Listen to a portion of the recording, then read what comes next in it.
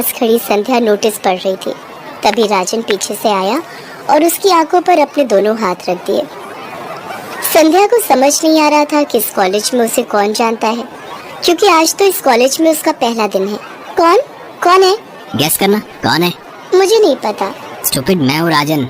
ये कहकर उसने उसकी आंखों से अपना हाथ हटा लिया। संध्या पीछे मुड़ी। उसने उस लड़के को कभी नहीं देखा था। और सबसे बड़ी बात कि संध्या के पीछे मुड़ने के बाद राजन ने जब उसका चेहरा देखा तो वो भी चौंक सा गया। एक्सक्यूज मी, क्या मैं आपको जानती हूँ? संध्या की बात का जवाब राजन ने थोड़ा झिझकते और मुस्कुराते हुए दिया। सॉरी, वो मुझे लगा कि आप मेरी दोस्त नेहा हो। एक्चुअली पीछे से आप बिल्कुल नेहा की तरह लग रही थी। I am really sorry. It's okay. देखिए, मुझे गलत मत समझिएगा, जो भी हुआ कंफ्यूजन में हुआ। अरे बाबा, मैंने कहा ना it's okay. Thanks. By the way, आप कॉलेज में नहीं है क्या?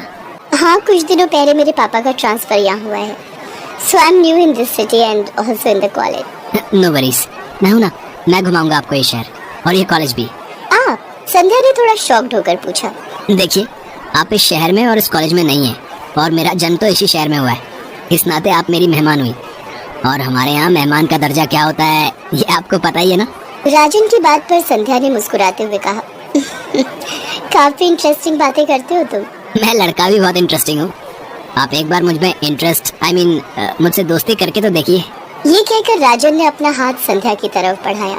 संध्या ने उसकी तरफ एक बार फिर से मुस्कुराते हुए देखा और कहा, बहुत फास्ट हो तुम। आपको कैसे पता मैं फास्ट बॉलर हूँ? राजन की इस बात पर संध्या उसे घूर कर देखने लगी। तब राजन ने कहा, सॉरी, जस्ट जोकिंग।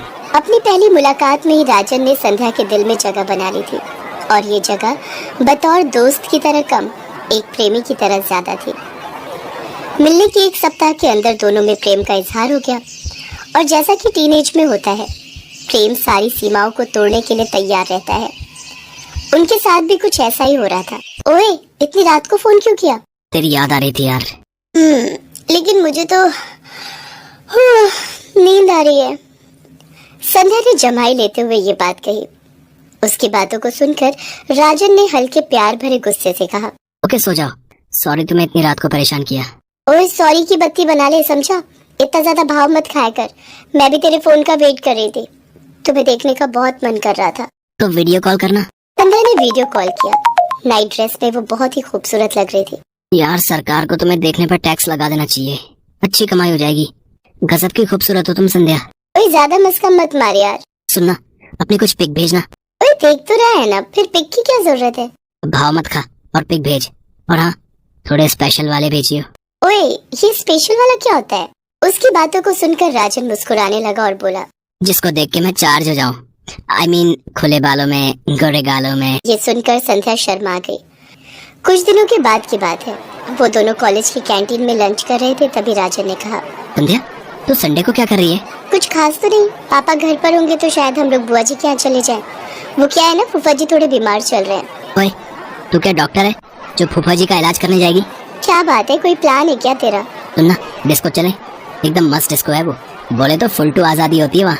खाओ पियो नाचो गाओ, जो मर्जी है करो। वहाँ सब अपनी उम्र के लोग होते हैं। तो चलना, मजा आएगा। पापा को क्या कहूँगी? कह दियो कि अपने बॉयफ्रेंड के साथ डिस्को जा रही हूँ। राजन, ओए, ये भी मैं बताऊँ? कुछ भी बहाना कर लियो, तबीयत खराब का ही बहाना कर लियो। डिस्कोथेक की तेज ध्वनि में सारे लोग एक दूसरे की बाहों में बाहें डाले थिरक रहे थे। ज्यादातर लोगों ने हल्की शराब भी पी रखी थी। संध्या और राजन एक दूसरे में खोए हुए थे। पिएगी क्या तू? अरे नहीं, कुछ हो गया तो? अरे कुछ नहीं होगा, इतने लोगों ने तो पी रखी है। मेरा मतलब था कि तुम नशे में मेरा गलत फायदा तो नहीं उठा लोगे? चल कैंसिल कर पीना, मैंने बेकार ही तुझे यहाँ आने को कहा। तू फूफा जी के यहीं चली जाती तो अच्छा रहता। राजन ने अपनी बात खत्म भी नहीं की थी कि उसने देखा कि संध्या डिस्कोथेक के बाहर से हाथों में ड्रिंक लिए उसकी तरफ आ रही है। उसे देखकर राजन की आंखों में शैतानी मुस्कान आ गई। तू बहुत प्यार करती है ना मेरे से? शक है क्या?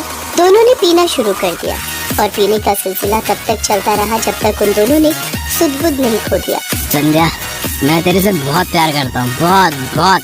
कितना? जितना बड़ा आसमान है। आसमान? राजन, रात हो गई है क्या? घर चले। ऐसी हालत में घर जाएगी? अरे घर पर कोई नहीं है। पापा और मम्मा फूफा जी के यहाँ से कल शाम को आएंगे। राजन संध्या को लेकर उसके घर चला गया, और उस दिन नशे की हालत में उन्होंने सारी सीमाएं लांघी। पूरी रात वो दोनों एक दूसरे से प्यार करते रहे और फिर सो गए। अगले दिन के 12 बजे उनकी नींद खुली। बेतरतीब कपड़े और रात की बातों को याद कर संध्या का दिल जोर जोर से धड़कने लगा। यार, सब गड़बड़ हो गई। तूने मुझे रोका क्यों नहीं? अब क्या होगा? कुछ नहीं होगा, चिल कर यार। लेकिन इस घटना के 1 महीने के बाद की बात है। संध्या रात को सोने की तैयारी कर रही थी, तभी उसे उल्टी का मन करने लगा। पहले तो उसे लगा कि उसने कुछ उल्टा पुल्टा खा लिया है, इसलिए उसने उल्टी की दवा ले ली। लेकिन जब उसके बाद भी उल्टी नहीं रुकी तो उसका मन घबरा गया। उसने राजन को फोन कर दिया। अरे यार, उल्टी का मतलब प्रेग्नेंट होना ही नहीं होता है। तो भी ना खामखा लोड ले रही है। लेकिन संध्या को उल्टी के साथ चक्कर भी आने लगे। उसने घर में प्रेगनेंसी टेस्ट किया और रिजल्ट देखकर उसके हाथ पांव फूल गए। उसने राजन को फोन किया। राजन, सब खत्म हो गया, सब खत्म हो गया। मैं किसी को मुंह दिखाने की भी लायक नहीं रही। ओए, क्या हो गया? I am pregnant. ये वाक्य सुनकर राजन का गला सूख गया। उसे समझ ही नहीं आ रहा था कि वो इस बात पर क्या रिएक्ट करे। मजाक मस्ती में बहुत बड़ा कांड जो हो गया था। सुनना, मैं तुझसे थोड़ी देर में बात करता हूँ, पापा बुला रहे हैं। लेकिन राजन का थोड़ी देर 1 सप्ताह तक नहीं आया। कॉलेज में भी वो संध्या को इग्नोर करने लगा था। संध्या उसे कॉल करती तो वो उसका कॉल काट देता। लेकिन एक दिन उन दोनों का आमना सामना हो गया। क्या बात है राजन, तू मुझे इग्नोर क्यों कर रहा है? नहीं तो मैं भला तुम्हें क्यों इग्नोर करूंगा? इसलिए कि मैं प्रेग्नेंट हो गई हूँ। संध्या देख यार, हंसी मजाक में हम दोनों से भूल हो गई। तू इस बच्चे को गिरा दे, नहीं तो खामखा हम दोनों की और दोनों के परिवारों की इज्जत मिट्टी में मिल जाएगी। यार, ये तो बहकने के पहले सोचना चाहिए था ना। गलती हो गई, क्या करूं? सुन, मुझे इन सब से मुक्ति दे यार। मैं अभी कॉलेज में हूँ, पूरा करियर पड़ा है मेरा। मैं इन सब पछड़ों में पड़ूंगा तो करियर की वाट लग जाएगी। पर तू तो मुझसे प्यार करता है ना, बड़ी बड़ी बातें करता था मेरे साथ, अब उनका क्या हुआ? यार, प्यार व्यार अपनी जगह है, लेकिन इस मुसीबत में मुझे नहीं पड़ना। ये कहकर राजन वहाँ से चला गया। संध्या की आंखों में पश्चाताप के आंसू थे। कॉलेज के प्यार ने उसे कहीं का नहीं छोड़ा था, लेकिन वो राजन को माफ नहीं कर सकती थी। उसने जिस तरह से उससे पीछा छुड़ाया था, उस बात से उसके दिल पर गहरी चोट लगी थी। उसने तय कर लिया कि वो उस बच्चे को जन्म देगी और पूरी दुनिया को बताएगी कि ये गलती सिर्फ उसकी नहीं थी, उन दोनों की थी।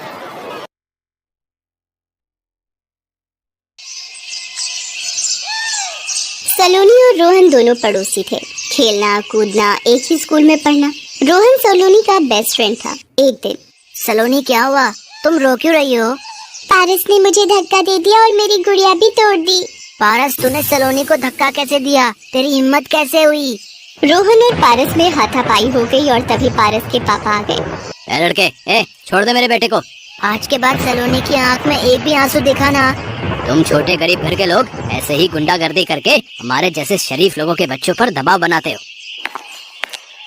क्या हुआ मिस्टर मुकेश? अरे, सलोनी और पारस दोनों बच्चे आपस में खेल रहे थे, दोनों में किसी बात पर लड़ाई हुई और ये गुंडा बच्चा मेरे बेटे को मारने लगा। पापा, पारस ने मुझे धक्का दिया था, रोहन की कोई गलती नहीं है। सलोनी, तुम्हें कितनी बार मना किया है, इन छोटे गरीब लोगों के मुंह मत लगा करो, पर तुम मेरी मानो तब ना। रमेश जी, आप अपने बेटे को संभाल कर रखो, इसे समझा दो कि मेरी बेटी से दूर रहा करे। पापा, रोहन मेरा बेस्ट फ्रेंड है, मैं उसी के साथ खेलूंगी। सलोनी रोने लगती है। दीपक सलोनी का हाथ पकड़कर घर ले जाता है। अब दीपक ने सलोनी का रोहन के साथ स्कूल जाना, खेलना, पढ़ना, लिखना सब बंद कर दिया था और इसलिए अब वो उदास रहने लगी थी। एक दिन, सुमन, सलोनी कहाँ है? जन्मदिन की सारी तैयारियां हो चुकी हैं, मेहमान आने वाले हैं। रुको, मैं बुला लाती हूँ। सलोनी, नीचे तुम्हारी सारी फ्रेंड्स तुम्हारा इंतजार कर रही हैं। मम्मी, रोहन जब तक नहीं आएगा मैं केक नहीं काटूंगी। सलोनी, तुम्हारे पापा गुस्सा